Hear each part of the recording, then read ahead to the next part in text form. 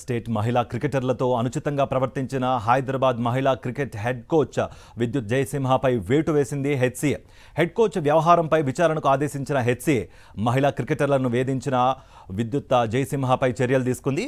మహిళా క్రికెటర్ల రక్షణకు భంగం కలిగితే సహించేది లేదని హెచ్సీఏ స్పష్టం చేసింది.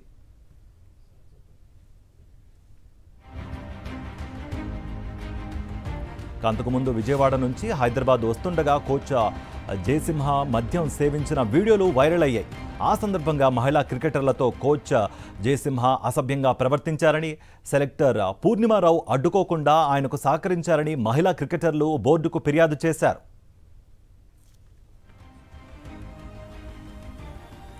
మరోవైపు జనవరిలోనే హెడ్ కోచ్ జయసింహ ప్రవర్తనపై సుప్రీంకోర్టు చీఫ్ జస్టిస్తో పాటు బీసీసీఐకు లేఖ రాశారు మహిళా క్రికెటర్లు తల్లిదండ్రులు.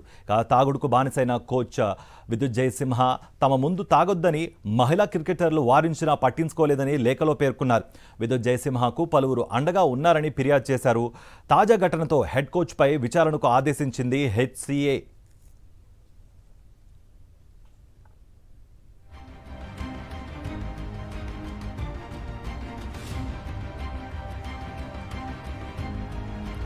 హైదరాబాద్ మహిళా క్రికెటర్లపై హెడ్ కోచ్ విద్యుత్ జయసింహ అనుచిత ప్రవర్తనపై చర్యలు తీసుకున్నామని అన్నారు HCA president Jaganmohan Rao. Association పరిధిలో మహిళలపై ఎవరు అలాంటి చర్యలకు చేసినా సహించబోమన్నారు. ఎట్టి పరిస్థితుల్లో ఇటువంటి ఘటనలు పునరావృతం అవ్వకూడదని హెచ్చరించారు. హైదరాబాద్ క్రికెట్ అసోసియేషన్ మహిళా కోచ్ విద్యుత్ జయసింహ గారిపై గత 2 రోజులుగా ఈమెయిల్ ద్వారా కొన్ని కంప్లైంట్స్ రిసీవ్ చేసుకోవడం జరిగింది. వాటిపై ఎంక్వైరీ చేస్తున్న సందర్భంలో ఈరోజు ఉదయం కొన్ని టీవీ ఛానల్స్లో వారు మద్యం సేవిస్తూ మహిళా టీంతో పాటుగా ప్రయాణిస్తున్నప్పుడు వారు మద్యం సేవిస్తున్నట్టుగా దాంట్లో క్లియర్గా వీడియోస్లో కనిపించడం జరిగింది.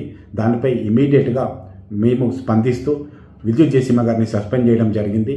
ఈ రోజు నుంచి విద్యుత్ జయసింహ గారు హైదరాబాద్ క్రికెట్ అసోసియేషన్ సంబంధించిన ఎట్లాంటి కార్యక్రమాల్లో పాల్గొనకూడదని వారికి మీ ఈమెయిల్ ద్వారా సందేశం పంపించాం. అట్లాగే వారిని సస్పెండ్ చేస్తున్నాం. అంతేకాకుండా అవసరమైతే వారిపై క్రిమినల్ చర్యలు కూడా హెచ్సీఏ తీసుకోవడానికి సిద్ధంగా ఉందని తెలియజేస్తున్నాం. ఇట్లాంటి చర్యలు ఎవరైనా పాల్గొంటే హెచ్సీఏకి సంబంధించిన వారు ఎవరైనా అయితే వారిని పూర్తి స్థాయిగా హెచ్సీఏ నుంచి బ్యాన్ చేస్తాం. వారి లైఫ్ టైం బ్యాన్ వారి మీద పెట్టడం జరుగుతుంది.